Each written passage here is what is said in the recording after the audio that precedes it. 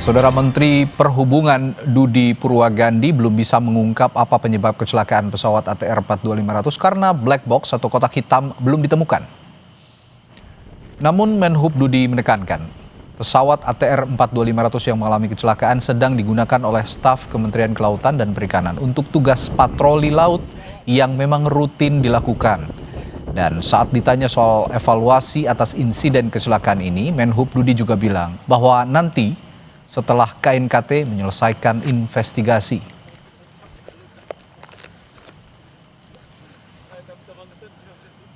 Ini merupakan tugas rutin dari Kementerian KKP.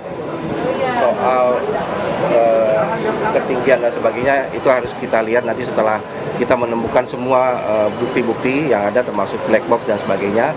Dari situ baru kita bisa menjelaskan sebab musabab dari terjadinya kecelakaan ini. Kalau layak terbang ya, layak terbang. Karena setiap pesawat yang dioperasikan syarat utamanya adalah harus layak terbang.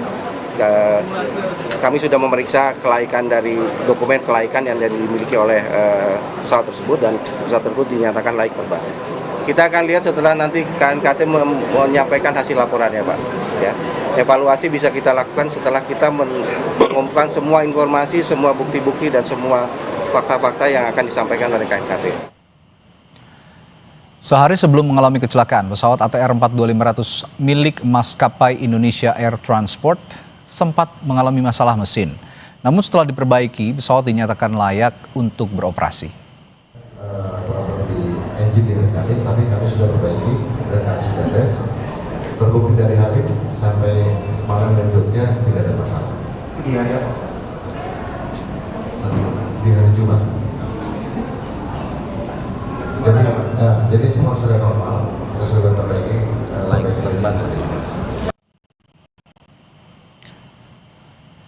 Kecelakaan pesawat ATR 42500 di kawasan pegunungan di Pangkep, Sulawesi Selatan memicu respons serius terkait pentingnya audit menyeluruh terhadap aspek pemeliharaan dan kelaikan udara pesawat, termasuk pengawasan terhadap pesawat. Dan untuk membahas lebih dalam soal tantangan kelaikan terbang dan keselamatan penerbangan, sudah bersama kita melalui sambungan virtual Alvin Lee, pengamat penerbangan, dan nanti juga akan bergabung Ahmad Bakri dari Komisi 5 DPR RI. Saya ke Pak Alvin dulu sekarang yang sudah bergabung di sambungan virtual. Selamat malam Pak Alvin. Selamat malam Mas. Ya, Pak Alvin, dari perspektif teknis, mengapa audit kelaikan udaraan ini menjadi penting setelah insiden seperti ATR 42500 ini Pak Alvin?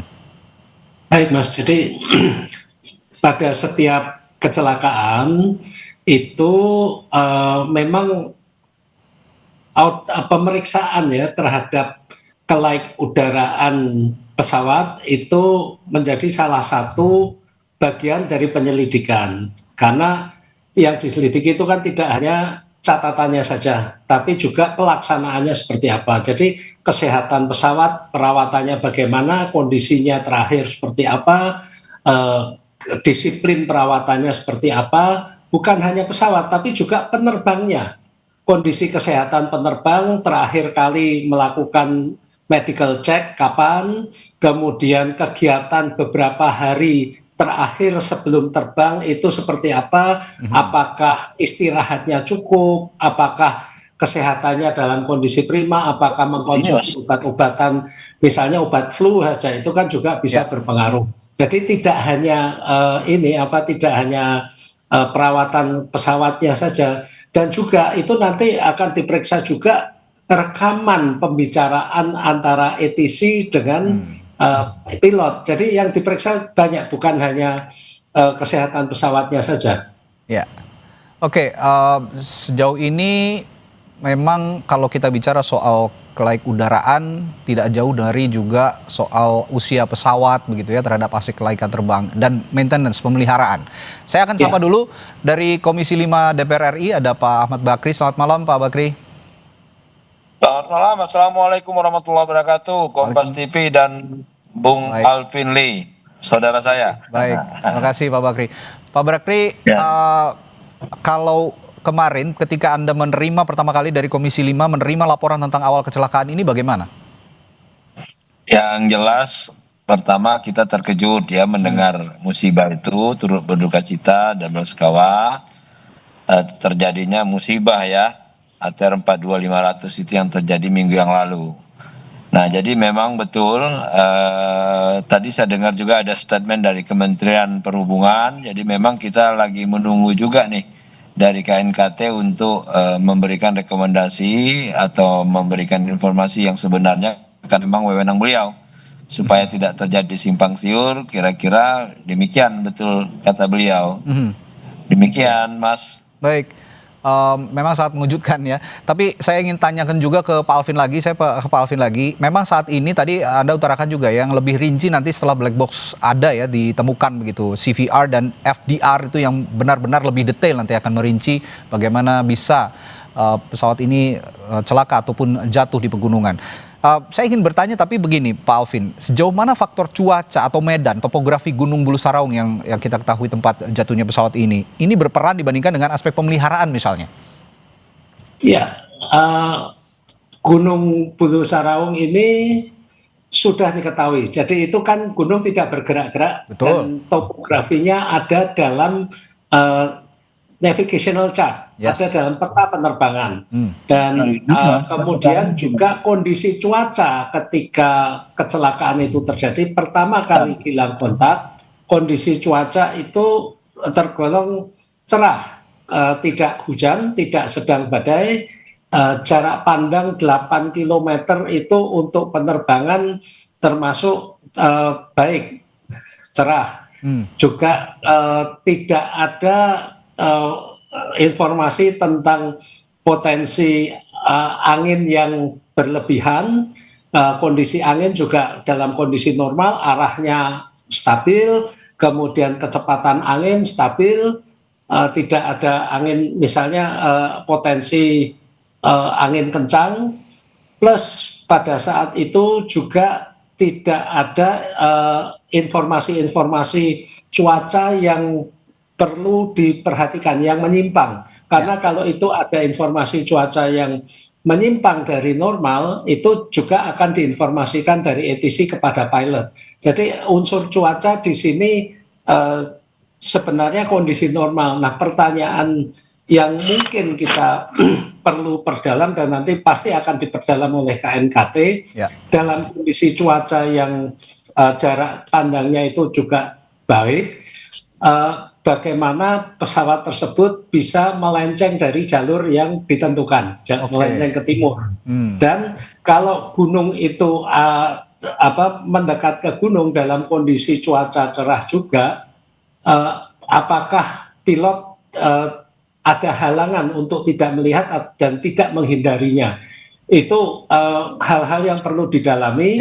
Kita tidak bisa menyimpulkan apapun. Bisa saja nanti ada masalah-masalah lain yang baru nanti terungkap setelah FDR dan CVR itu dibuka. Demikian. Ya, memang kita belum tahu ini human error atau technical failure gitu ya, yang masih didalami. Nanti harus ada FDR dan CVR itu tadi yang ada di black box untuk lebih detail. Saya ke Pak Bakri lagi. Tapi begini Pak Bakri, untuk dari DPR sendiri, dari Komisi 5, kita juga ingin tahu sebenarnya timeline dari DPR. Tetapkan tindak lanjut rekomendasi investigasi sejauh ini bagaimana? Ya memang Mas, sebenarnya kita juga akan mempertanyakan ya kepada Kementerian Perhubungan, Dirjen Udara, dan KNKT dan Basarnas. Tapi nanti mungkin insya Allah besok kami hari Selasa akan ada rapat kerja terkait dengan evaluasi Nataru ya. Mungkin nanti di situ kita bisa tanyakan ke masalah evakuasinya ya dengan Basarnas, dan tentunya juga kami tidak berani berandai-andai sebelum dapat informasi dari KNKT, karena ini memang sampai hari ini belum ada yang bisa memastikan betul apa penyebabnya, mungkin faktor manusia dan segala. Tapi yang jelas kita tidak berani berandai-andai Mas. Yang jelas besok mungkin kawan-kawan atau saya pribadi akan menanyakan bagaimana sejauh mana evakuasi terhadap terjadi musibah ini, karena itu kita juga besok kita akan rakar dengan Badan SAR Nasional. Demikian Mas. Oke. Tapi saya ingin juga bertanya, apa yang biasa dilakukan juga oleh Komisi 5 DPR berkoordinasi dengan KNKT dan juga Kementerian Perhubungan, masalah maintenance. Sebenarnya kalau yang daily basis begitu ya, yang dilakukan oleh Komisi DPR, itu bagaimana mengawasi masalah maintenance kelaikan udara tadi ya, kelaikan udara dari masing-masing maskapai. Saya akan tanyakan hal itu nanti setelah jeda kepada Pak Bakri, tetaplah di Sapa Indonesia Malam.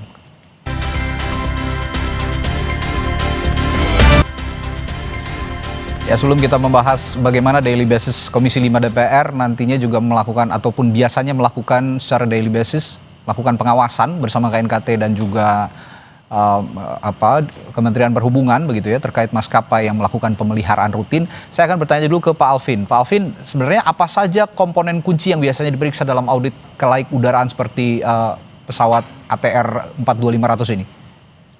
Ya, dalam pemeriksaan kelaik udaraan itu tentunya yang diperiksa adalah item-item yang terkait dengan perawatan terjadwal. Yang pasti seperti ada perawatan A, B, C, D itu ya. A itu setiap mungkin 500 jam, B setiap orange. Nah, apakah perawatan-perawatan tersebut itu dilaksanakan sesuai dengan jadwalnya atau tidak? Kemudian masuk lagi ke detail. Dalam setiap perawatan itu apa saja yang dilakukan? Siapa yang melaksanakan? Dan apakah ada komponen-komponen yang diganti?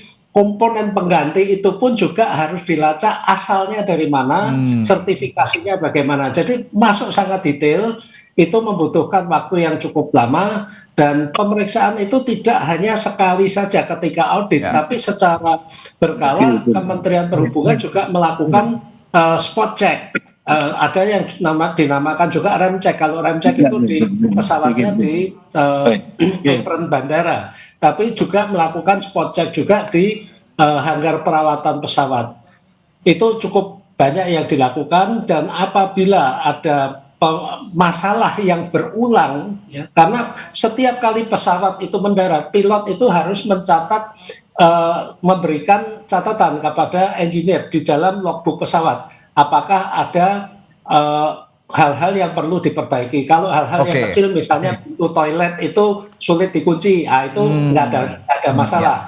Tapi kalau ternyata ada masalah dengan radio yang on off ya, misalnya di kokpit itu ada 2 radio dan dua-duanya ini independen, sehingga kalau satu masih berfungsi. Nah, kalau ada salah satu saja, jangankan radionya, loudspeakernya tidak berbunyi saja, itu sudah no-go item karena itu dapat berdampak pada keselamatan penerbangan. Nah, termasuk aircraft logbook ini juga diperiksa oleh Kementerian Perhubungan. Demikian, Mas. Oke. Pak Alvin, saya punya pertanyaan sederhana, mungkin ini juga pertanyaan masyarakat awam yang juga saya ingin tanyakan. Saya juga merasa awam mungkin ya, ini bisa lebih mendapatkan penjelasan dari Pak Alvin. ATR 42500 ini kan pesawat yang biasa digunakan untuk medan-medan tertentu begitu ya. Dan yang publik ketahui kebanyakan ini jaraknya pendek, tapi dari ATR 42500 ini melakukan penerbangan dari Yogyakarta menuju ujung pandang atau Makassar ya. Ini kan jaraknya yang cukup lumayan jauh begitu. Saya sendiri pernah mengalami menaiki ATR ini dari Bali ke Sumba, dari Papua ke Sorong, dari Jayapura ke Sorong. Ini jaraknya tidak terlalu jauh. Apakah ATR 42500 ini punya kemampuan dengan jarak yang saya sebutkan dari Jogja misalnya ke cukup jauh ke Makassar misalnya, Pak Alvin? Daya jangkau ATR 42500 ini hingga 2100 km, Mas. Jadi cukup untuk itu. Cukup ya, sangat cukup sebenarnya ya. Iya. Oke. Nggak ada masalah. Sebab kalau itu di luar jangkauan pesawat itu, pilot juga tidak akan mau menerbangkan. Kemudian ketika memasukkan flight plan itu kan juga harus ada data-data seperti itu. Itu juga akan di-recheck oleh Airnav. Ya, ini juga mudah-mudahan bisa menjawab pertanyaan publik. Banyak sekali juga saya memantau di lini media sosial begitu ya. Ini pesawat yang tidak terlalu jauh, tapi ternyata faktanya 2000 kilometer ya, Pak Alvin ya? Sampai 2100 lah. 2100 kilometer, ini jarak yang sangat-sangat jauh dan sangat-sangat bisa sebenarnya dijangkau oleh ATR 42500. Lalu begini Pak Alvin, kira-kira kalau memang kita melihat ada audit ke depan misalnya, memang KNKT belum ada pengumuman, tapi misalnya ada audit pun ke depan, audit internal maskapai dibandingkan dengan audit independen, sebenarnya kalau menurut Pak Alvin, mana yang lebih efektif untuk menemukan masalah yang yang laten begitu seperti yang sudah-sudah? Iya, baik Mas. Jadi pengawasan kalau dari Kementerian Perhubungan ini kan terkait legalitas ya. Kemudian jangan lupa pesawat ini juga diasuransikan. Pihak asuransi juga akan mengawasi perawatan pesawat tersebut. Dan pada umumnya pesawat ini juga sifatnya leasing, masih sewa juga dari perusahaan leasing atau juga masih kredit misalnya. Nah, pemilik pesawat atau lessor ini juga senantiasa mengawasi perawatan pesawatnya, karena kalau pesawat tidak dirawat dengan benar, mereka juga akan rugi. Jadi yang mengawasi berlapis-lapis, Mas. Lapis-lapis, oke, baik. Ya, sudah hadir juga di studio Pak Ahmad Bakri. Tadi kalau sudah berbincang di jalan, sekarang sudah hadir di studio, sudah tiba di studio Orange Kompas TV. Tadi saya sempat bertanya pada saat Pak Bakri masih di jalan. Kalau daily basis begitu ya, Komisi 5 DPR RI melakukan koordinasi dengan KNKT dan juga Kementerian Perhubungan, dalam hal ini Dirjen Perhubungan Udara, untuk melakukan pengawasan maintenance dari maskapai-maskapai penerbangan, biasanya bagaimana sih Pak? Ya, biasanya memang kita kan mitra kita Kementerian Perhubungan ya, Basarnas juga. Kalau Basarnas terkait dengan evakuasi ataupun apa. Nah, yang kemungkinan besar nanti ini kan besok kita akan ada raker ya dengan Basarnas, dengan Perhubungan, termasuk juga dengan BMKG. Nah, di situ mungkin kita akan menanyakan terkait dengan evakuasi apa yang sudah dilakukan, karena sudah terjadi ya. Nah, kalau dengan Perhubungan mungkin tidak bisa terlalu banyak kami sampaikan. Yang jelas bahwa mereka juga punya direktur ya untuk keselamatan dan segala-galanya. Jadi memang ranahnya mereka itu, dan tidak orang sembarangan yang tentunya bisa masuk ke situ. Tapi yang jelas kami di setiap rapat kerja itu selalu menyampaikan kepada mitra kami, terutama Kementerian Perhubungan, bahwa keselamatan itu ada di atas segala-galanya.